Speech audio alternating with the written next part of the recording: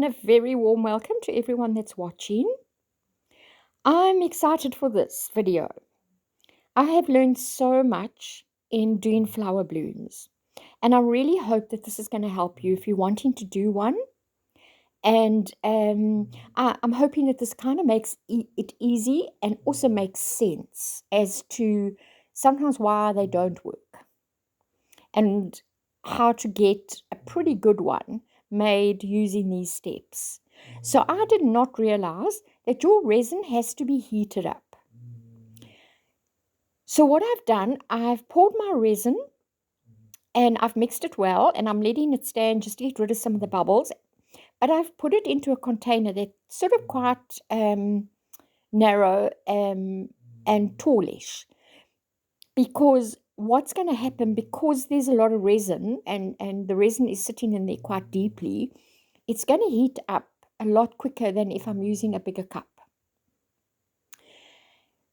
So you want to get your resin to where you can feel the heat coming through the beaker. And I've seen people get their resin to a temperature from anything from 31, 32 degrees Celsius up to even 37, 38. I'm going to take my one. Now, every resin is different, so you've obviously just got to kind of get used to your own resin. But as I'm holding that, I can feel that it's kind of it's warm.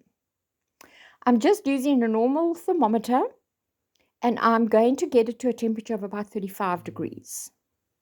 Now, you've got to watch it, because once it starts heating up, your resin starts curing quite quickly. So keep an eye on your resin and, just don't let it get to a stage where it's blobby and you can't pour it. So I'm happy with mine at 35 degrees.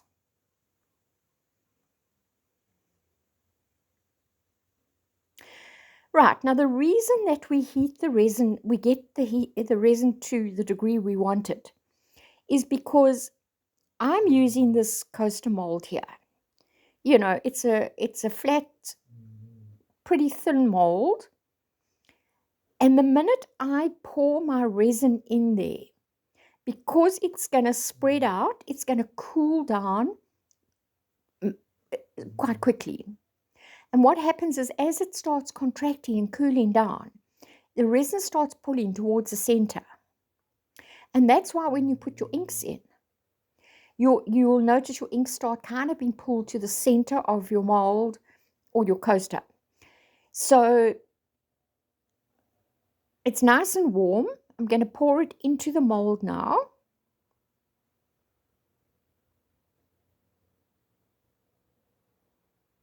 And then I'm just going to give it a quick spray with some alcohol just to pop the very small little bubbles. And I'm just using a flat bottom stick to go around the edge and remove any bubbles that are clinging to the edge there. Now you'll notice that when I start putting the inks in, how they immediately start pulling towards the center. Now that's because the resin is cooling down. So I'm using a pink, and I'm going to go right around the edge of the mold. And you can see how it's pulling in towards the center immediately. And then I'm also just going to go around again, and I'm using, I think it's called a purple red. And then I'm going to put purple in the center.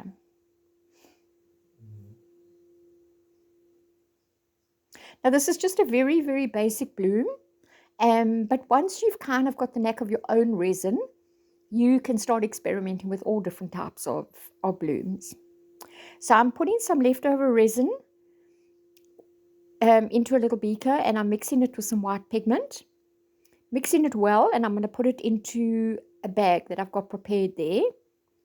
And it's just easier to handle, and I'm going to snip off a tiny bit on the end. Now where I started there, you're going to see a nice big blob. You don't want that, and I'll show you why just now.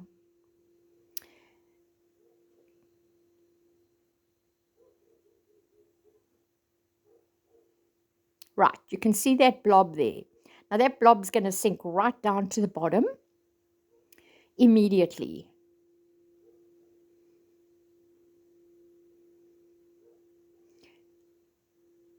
I'm just dividing it. I started at 12, went to 3, 9, 6, and then I just divided it again.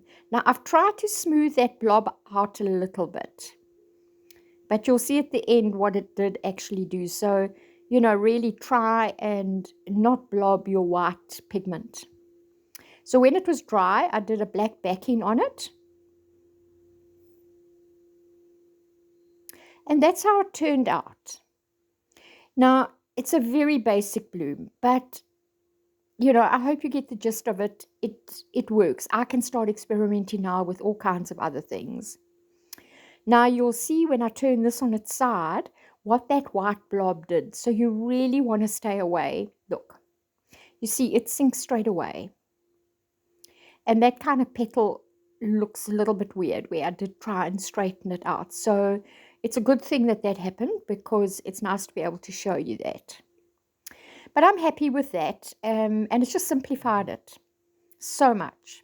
So if you enjoyed this, please be kind enough to subscribe. We're trying to grow the channel, and I'll consistently bring you new videos and things I've learned. Thanks so much for watching.